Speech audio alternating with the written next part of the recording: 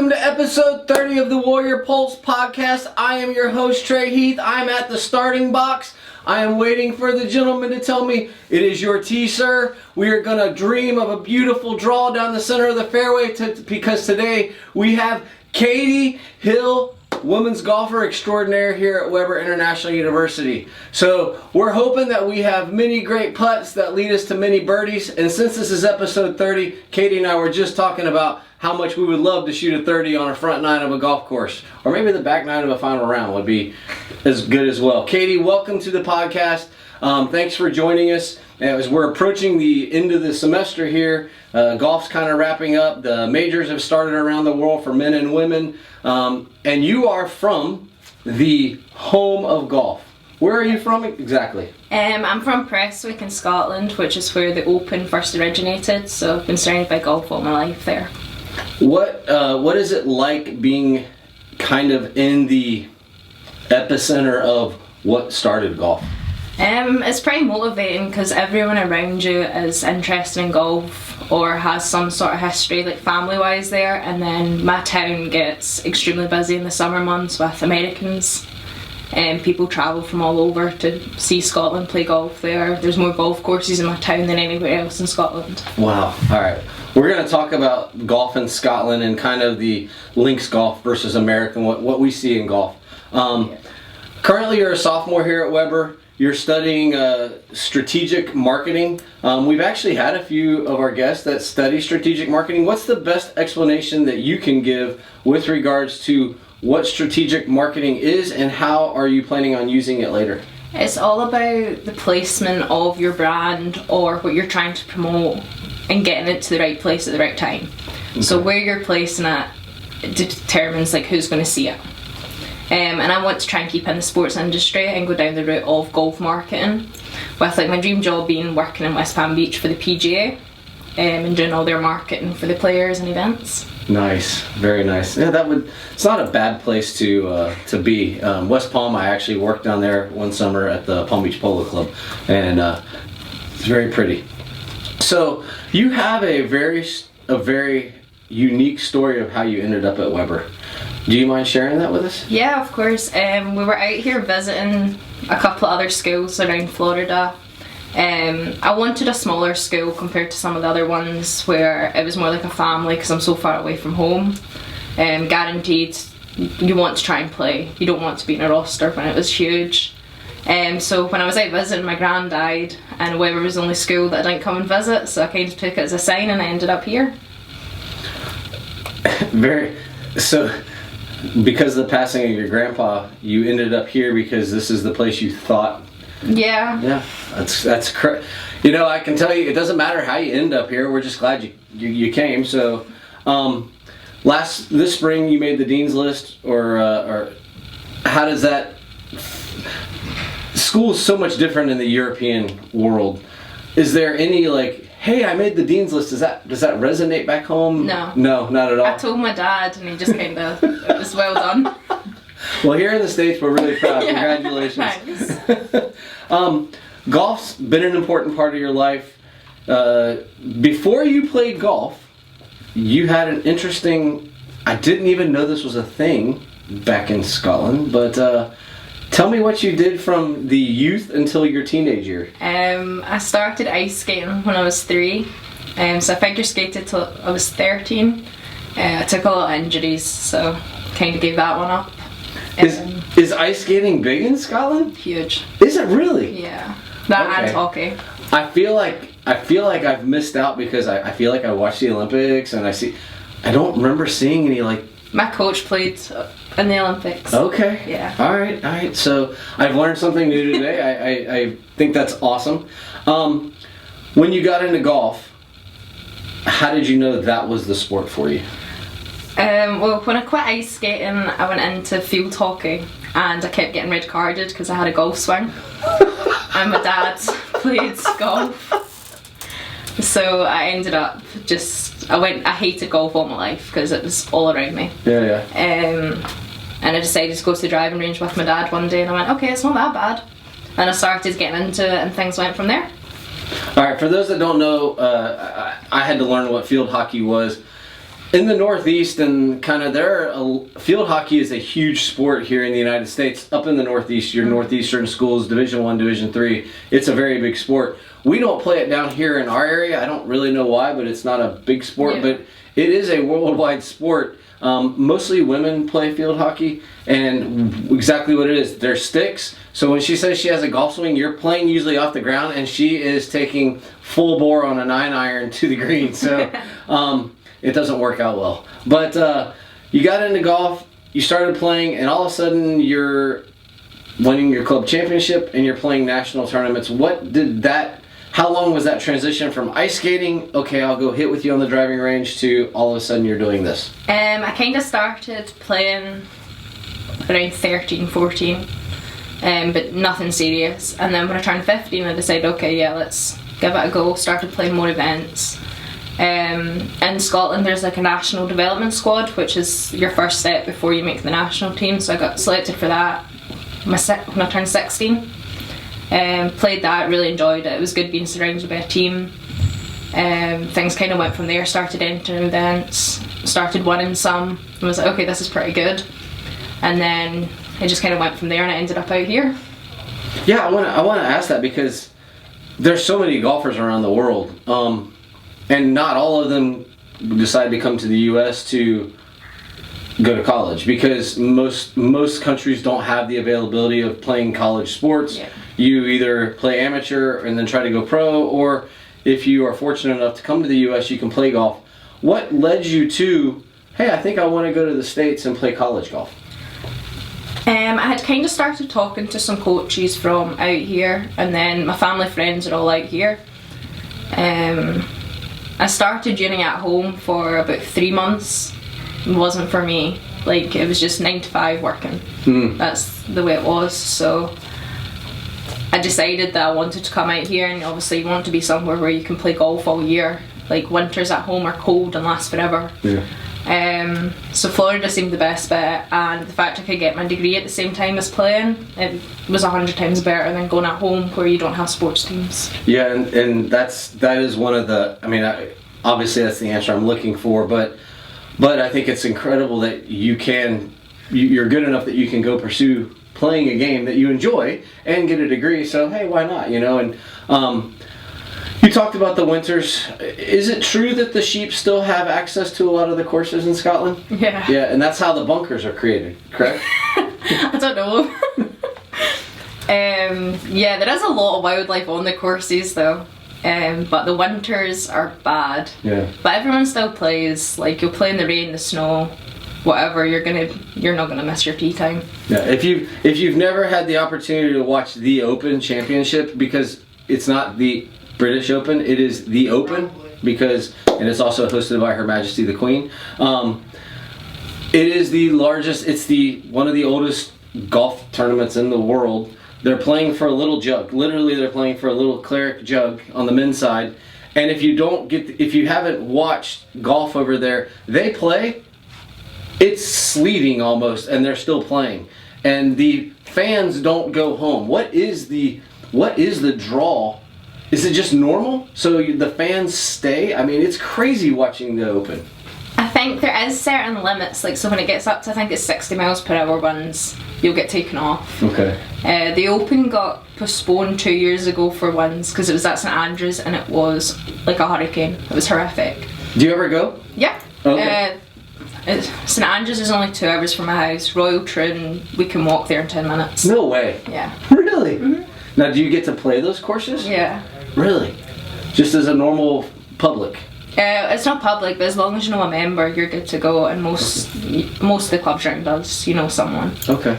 So I want to talk about the difference between European courses and American courses, because I think for a lot of us, we just go out to our local course and we play, and there's houses around, or there's beautiful trees, and they're manicured, and golf courses in the United States are just absolutely breathtaking. You go to Scotland and England, and you are getting a true test of golf, and it's also called links golf. Yeah. Explain the difference, because in America, we play 9 holes, we go to the clubhouse, we grab a beer, we grab a sandwich, and then we sit for 20 minutes and we go back out. Explain to me the difference between my country club golf and pure Scottish links golf. Probably the biggest thing for me is you don't get golf carts at home. You only really get them if you're like over for a vacation, you'll take one out. But links golf is, I find it easier, but it should be a lot harder. But if that's what you've been playing on, it's going to be easier. But you never want to hit a high golf ball. Most of the time you're hitting down cliffs. There's the beach right beside you. There's hills everywhere. Putts break constantly. There's no flat greens. Like, you have to think about every other shot rather than out here where it can be a straight hole and you're like, okay, drive or 9-iron, you're on the green to putt, you're good. But out here you kind of become quite relaxed because the courses aren't as hard. So you can end up scoring worse off out here than you do at home because you have to have constant focus. There, a lot of times it's hard to discern the difference between the fairway and the green because some of the greens are massive. Like, imagine like this is a green in the US and this room is a green in Scotland. But I mean, the courses are beautiful, and I have not had the opportunity, but our former president used to go to Scotland and England and play. He's played many of the courses. He was a golfer, and that was his yearly. They would go over and play, and we have many stories of the beauty of Scottish golf. So I'll do a little tourism here if you get the chance. Please visit Golf Scotland and go play some of their wonderful golf courses. You talked about growing up in the kind of the history of the game. Do you appreciate the history of golf? In a way, yeah. But you tend not to appreciate it until you're telling someone about it. Like when I'm telling someone about my hometown, or like when you go to St Andrews for the day and you're walking where golf completely began, you're like, wow, yeah. And when you walk down Old Prestwick, they had the first ever open tournament there. And you're suddenly walking down and you're like, this is where it began, wow. But most of the time, no. Yeah, I can appreciate that. I mean, we have Disney World and I never go. You know, it's the same thing, so I understand. It appears that the country embraces that's kind of their thing. And the appreciation, I think for us, the average fan watches the Masters, the US Open, but I think they appreciate the sport. Yeah. And I think that's awesome. I have a great appreciation for the Scottish European golf fans. What's the prettiest place you've ever played golf? Ooh. And you can go two different. You can go here and you can go there because I know it's different. Okay, at home I'm gonna have to say the Ailsa course at Turnberry. It's outstanding. It's links golf. You're playing towards the hotels behind you. The lighthouse is down there. It's all on the water. Oh wow! Like you're hitting over the cliff across the ocean. You can see everywhere. It's gorgeous. And then second one would probably have to be the Montgomery at Max Royal in Turkey. It's where the Turkish Open's held, and it's outstanding. Yeah, it's gorgeous. It's inland, parkland, but it's a tough track. It's hard. Okay. Now we've talked about the prettiest places. Where would you like to play that you've never played? Pebble Beach, 100%. 100%, or Myrtle Beach. Okay. Because when my family went to Myrtle Beach, I didn't play golf. Really? And I didn't appreciate it at all. I didn't want to be there. But now I'm dying to go and play all the courses. Yeah. But Pebble Beach is just, you want to play there. Yeah, you watch that on TV. Yeah. It's breathtaking. For me, I've even told my players, one of my former athletes from a different school, his family runs Virtual Eye Golf that does all the 3D animation for the European Tour. And I was watching the tournament one day from Crans, Montana, Switzerland. And I'm like, is this place really that pretty? And he's like, yeah, it's that pretty. So that's where I want to go play golf. I'm terrible, but it was just like just to take in the scenery would just be outstanding. You talked about you want to play at Pebble Beach. I've got a quote for you, and I want to know how you feel about this. Of all the hazards, in golf hazards, you have bunkers, you have water, you have trees, rough. Of all the hazards, fear is the worst. That's from Sam Snead. What do you feel about that? 110%. Your head is your biggest obstacle on a golf course. Like, you could be hitting perfect shots and halfway through your backswing you're like, this is going right. You're going to miss the green. But you have to have the focus in your head for like 6 hours sometimes, and you get terrified. And if you're standing up and you see like 50 yards of water, you know you can hit over the water, but you're like, this is going in. And if you're thinking it, it's going to do it. I've got an amateur golf question for you. I'm a terrible golfer. Love golf. I used to, when I would see water, I would grab a spare ball instead of my good ball. What am I telling myself at that point? If you're taking a spare golf ball, you're telling yourself you need it. You're going straight in the water. Yeah. The easiest thing to do is just stand up, be confident, and say, "This is going on the green." I can't disagree. It's harder. It's like you can play. It can be a wide open course. There's a bunker in front. You are never going to hit that bunker in a million years. That bunker's in front. You're going in the bunker. Yeah. Yeah. It's golf is. I have so much appreciation for golf. I coach tennis, but I've always said golf is the most honorable sport because in tennis we call someone else's errors. Yeah. In golf, you call your own errors, and it's like people have lost tournaments because they've called stuff on themselves. Yeah. I mean, we just saw in the Masters. I mean, he was not going to make the cut anyway, but Matt Wolff signed the wrong scorecard. Mm-hmm. He's DQ'd, and it's like that's such an honorable game, and from how it started in such a royal fashion with it starting over in Europe and in England, in England and Scotland. It's like you say, yeah, it's just got the stiff upper lip, you know, yeah. and you think that way. I got another quote for you.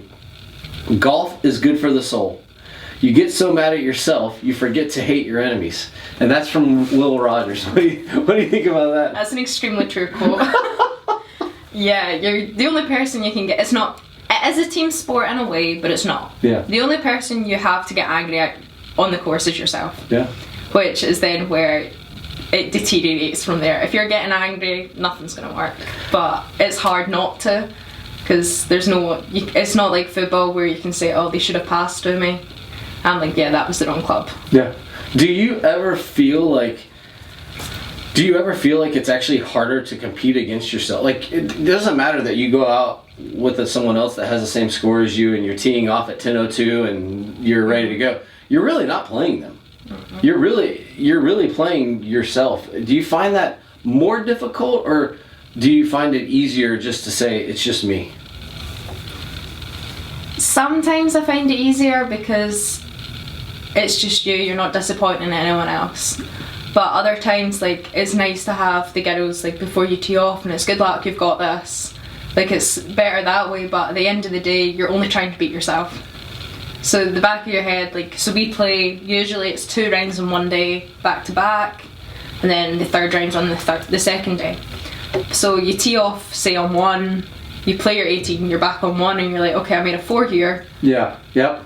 Or if you've had a really bad hole and you're like, yeah, I had a double here earlier, and you're like, okay, need to do better than that. No, I completely get it. All right, 3 easy questions. 1, what's your favorite club and why? At here or at home? No, your favorite club. Oh. Like, yeah. Probably driver. Driver? Yeah. Are you a fader, drawer, or straight? I draw everything. Oh, you draw everything? Mm-hmm. Okay. All right. Second, is Scottish food as unique as we all think? I've had the opportunity to meet Neil. Neil and I go way back.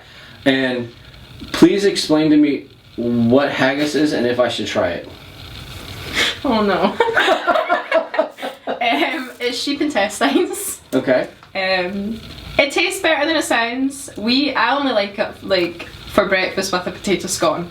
Okay. That's the only way I can eat it. But so you don't even really want it? Mm-mm. Okay. I love the taste of it. I just don't like knowing what it is. Okay. But yeah, Scotland's pretty unique. Like, most of our food's like grown 10 minutes from your house, and it goes straight into like the fruit and veg shop. Iron Brew is a soda everyone drinks. I don't really like it. What's it called? Iron Brew. Can I translate it to Iron Brew? Yeah, okay. that's it. Okay. What is it similar to? Do we have something like that in the States? It's kind of like Fanta that's went out of date. Oh, really? Yeah. That's the only way to describe it. Alright. And then, so a Mars bar is like a Snickers without the nuts in it, and they deep fry them. Really? Mm-hmm. That's a Scottish. Mm-hmm. Okay. I've never tried it. No? Mm-mm. Okay.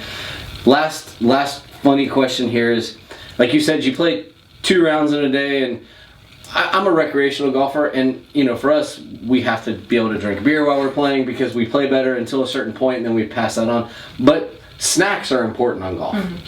I'm a peanut butter cracker guy. What is the #1 snack food for a collegiate golfer while they're walking their 18 or 36?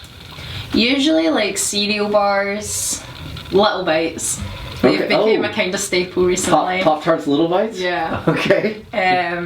Beef jerky. Ooh. Anything that kind of keeps our sugar levels up because it's so easy to dehydrate out there as well.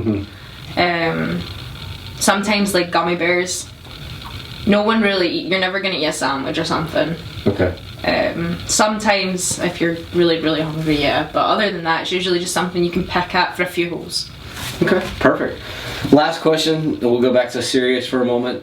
Not necessarily what does it mean to be a warrior, Weber warrior, but what does it mean to you to be a warrior? And coming from Scotland, you know, we all have a great movie, Braveheart, that we've all seen, so we know what a warrior is in the movies. What does warrior mean? What does it mean to be a warrior to you?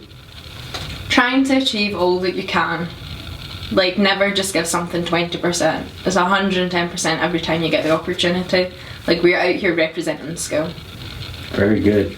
Well, I think we've hit it dead solid perfect. We're eyeing up a birdie right now, and it's time for us to hit the snack bar. Thanks for joining us on the Warrior Pulse, episode 30, and we will see you next time. Bye-bye.